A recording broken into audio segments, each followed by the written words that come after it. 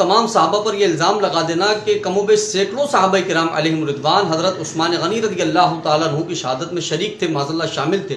اور انہوں نے بغاوت کی حضرت عثمان غنی رضی اللہ تعالیٰ عنہ کے خلاف، تو میں کہتا ہوں یہ صراحت کے ساتھ حضرت صحابہ کرام علیہم رضوان کی گستاخی ہے اور ان کی شان کے اندر نازیبہ الفاظ کا استعمال کرنا ہے۔ وہ صحابہ کرام علیہم رضوان کے جن کا مقام اور مرتبہ اللہ نے یہ بیان فرمایا کہ والذین معہ اشداء علی الکفار رحماء بینہم، کہ وہ آپس میں تو بڑے رحیم اور کریم ہیں لیکن کافروں کے مقابلے میں بڑی شدت اختیار رکھتے ہیں، بڑے شدید ہیں۔ تو صحابہ کی آپس میں رحم اور کریمی کو اللہ تبارک و تعالی بیان فرما رہا ہے، لیکن اس کو آپ جو ہے پس پشت ڈالتے ہوئے معاذ اللہ ثم معاذ اللہ ان کی گستاخی کر جائیں اور یہ کہہ دیں کہ سینکڑوں صحابہ کرام علیہم رضوان شامل تھے ان کی شہادت کے اندر، تو میں کہتا ہوں یہ تاریخ کی کتابوں سے یا احادیث مبارکہ سے، یہ قرآن کریم سے ناواقفیت کی وجہ سے بندہ اس طرح کی باتیں کرتا ہے، جہل کی وجہ سے اس طرح کی باتیں کرتا ہے۔ اگر وہ تاریخ کی معتبر ترین کتابوں کو مطالعہ میں رکھتا تو اسے پتہ لگتا کہ البدایہ والنہایہ، یہ کتاب کا حوالہ آپ کے سامنے موجود ہے۔ البدایہ والنہایہ کی عبارت ہے کہ جب صحابہ کرام علیہم رضوان کو خبر پہنچی حضرت عثمان غنی رضی اللہ تعالیٰ عنہ کی شہادت کی، تو صحابہ کرام علیہم رضوان کا یہ جملہ تھا کہ ہم اس پر لعنت بھیجتے ہیں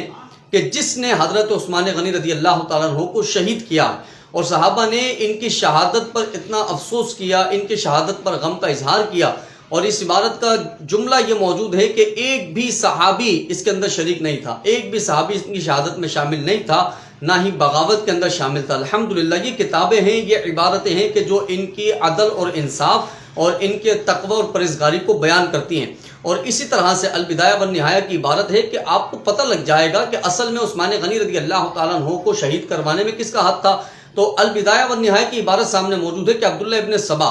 اس نے صحابہ کرام علیہم رضوان کا نام لے لے کر جھوٹے خطوط شہر کی طرف روانہ کیے اور یہ بیان کیا کہ فلاں صحابی کہہ رہے ہیں، فلاں صحابی کہہ رہے ہیں، فلاں صحابی کہہ رہے ہیں۔ کیا کہہ رہے ہیں؟ کہ آج حضرت عثمان غنی رضی اللہ تعالیٰ عنہ کو شہید کرنا ہے اور آج بڑے جہاد کا دن ہے۔ یہ پوری عبارت موجود ہے کہ اہل مصر کی طرف اس نے جو خطوط روانہ کیے وہ صحابہ کرام کے نام سے کیے، نہ کہ صحابہ نے وہ خط لکھے، بلکہ یہ صحابہ کی طرف سے صحابہ کے لیے سازش تھی، صحابہ کو بدنام کرنا تھا۔ اور یہ عبداللہ ابن سبا کی حرکتیں تھیں کہ جو البدایہ والنہایہ کے اندر واضح طور پر موجود ہے۔ اور آپ صحابہ کرام علیہم رضوان کی بات کرتے ہیں کہ صحابہ جو ہے ان کی شہادت کے اندر جو ہے وہ شریک تھے، صحابہ نے بغاوت کی، ان کو شہید کیا۔ میں کہتا ہوں پھر آپ اپنی کتاب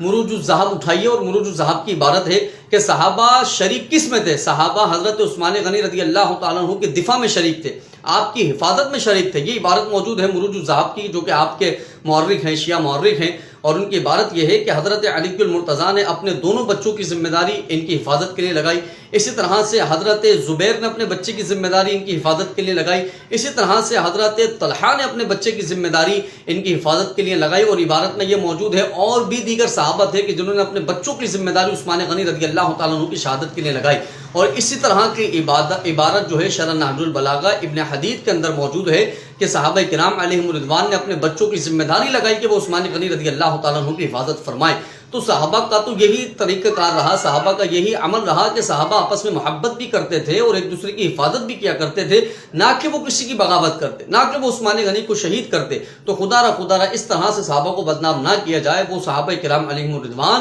کہ وَكُلًّا وَعَدَ اللَّهُ الْحُسْنَى کہہ کر اللہ تمام سے جنت کا وعدہ کر رہا ہو، اور آپ معاذ اللہ ثم معاذ اللہ